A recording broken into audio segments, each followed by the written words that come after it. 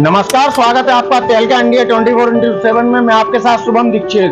मध्य प्रदेश में चुनाव का माहौल बिगड़ चुका है और सभी दावेदार अपनी अपनी दावेदारी ठोक रहे हैं। हम इस समय मौजूद हैं भिंड जिले में, जहां पर हमारे साथ दावेदार कांग्रेस के धर्मेंद्र सिंह भदौरिया और पिंकी मौजूद हैं। आइए हम बात करते हैं कि क्या रणनीति है चुनाव की। क्या रणनीति रहेगी आपकी चुनाव की? सिंपल सी रणनीति है। हम तो जनता के नेता हैं, 24 घंटे जनता के बीच में रहते हैं।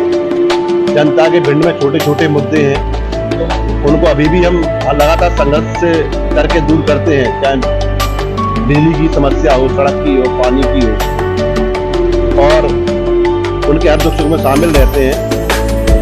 जनता अगर मुझे चुनती है तो जनता के विश्वास पे खरा करने की कोशिश करूंगा। जनता को कभी नहीं दिखाऊंगा, जनता को कभी दोगलागिरी नहीं है।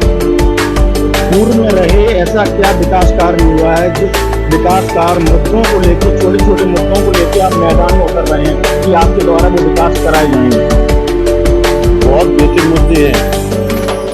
अगर इन भाजपा के विधायक को टाइम होता, इनमें क्षमता होती, इनको अंदर से दर्द होता कि मुझे किसान के दुख दर्द को दूर करना है, गरीब के दुख दर्द दूर करना है, तो कोई समस्या ही नहीं रहती।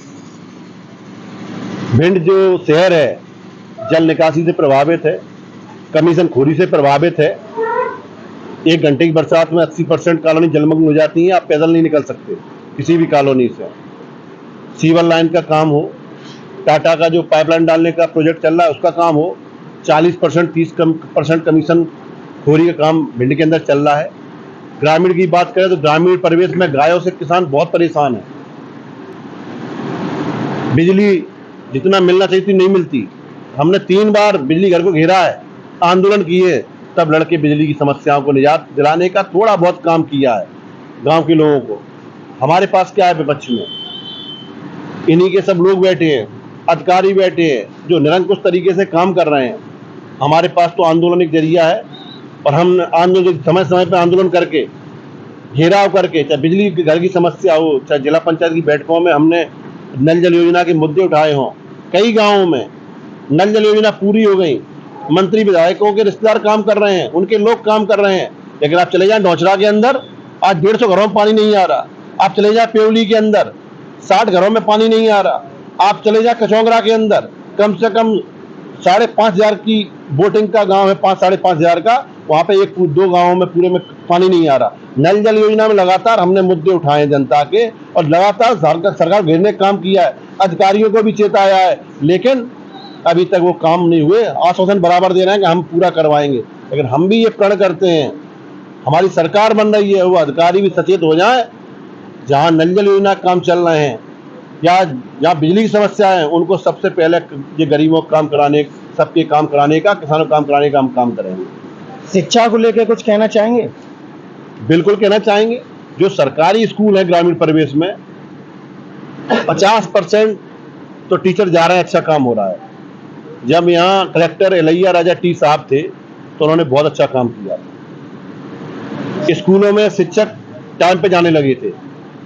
आज नेता और प्रशासन जब मिल जाता है तो फिर सभी निरंकुश हो जाते हैं। छोटे कर्मचारी फिर क्यों सुनेंगे? टीचर स्कूलों में नहीं जाते।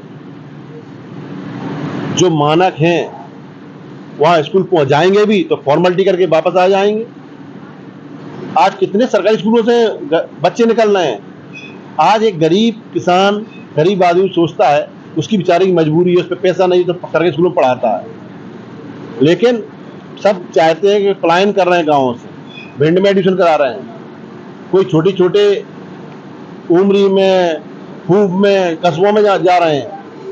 तो स्कूल की समस्या के लिए हमें शिक्षा विभाग पर और जो शिक्षक हैं उनकी मॉनिटरिंग करनी पड़ेगी कि स्तर क्या है स्कूल का, कितने बच्चे आ रहे हैं, सरकारी जो योजना है बच्चों को क्लास पहुंच रही कि नहीं पहुंच रही है।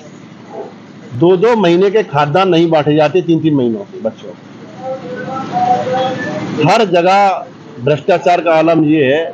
अगर उन्हें मालूम पहले ही पड़ जाता है कि आज चेकिंग आने वाली है तो उस दिन बढ़िया शानदार पूड़ी, सब्जी, खीर, माल पुआ सब बन के तैयार हो जाता है। ये कहाँ से हो रहा है? कैसे उनको मालूम पड़ता है? उन्हीं के बीच के कोई लोग हैं जो खबर करते हैं, बन जाते हैं। बस 3-3 महीने से राशन बच्चों को खाना नहीं बनता, खाद्यान्न भोजन का। एक और सवाल आपसे छोटा सा है, आवारा पशुओं को लिए क्या कहेंगे? जिस प्रकार से लोग मर रहे हैं, एक्सीडेंट हो रहे हैं और उन्हें गौशालाएं में जगह नहीं मिल रही है। गौशालाएं 3000 गौशालाएं पूरे मध्य प्रदेश में कमलनाथ जी ने बनवाई, लेकिन भाजपा की सरकार में गौशालाएं कंप्लीट हैं, खाली पड़ी हैं, लेकिन गाय सड़क पे घूम रही है। अब ये कौन करेगा? प्रशासन करेगा। यहाँ के जो एमएलए हैं, यहाँ के विधायक हैं, इनको देखना चाहिए, प्रशासन को टाइट करना चाहिए और पेन लेके दिल में कि हमें किसानों का दर्द है, गरीबों का दर्द है, तो वहाँ खुद खड़े होकर गाँव को गौशालाओं में भेजने का काम करना चाहिए कि इस गौशाला में 100 लाए के 100 गाय को भेजा जाए, इसमें 80 को भेजा जाए, इसमें 200 भेजा जाए। उनकी व्यवस्थाएं करना चाहिए, लेकिन कोई जरूरत ही नहीं है। उन्हें तो सिर्फ चुनाव के टाइम पे जनता को बरगलाने का, भ्रम फैलाने का, झूठे रिश्तों को बनाने का,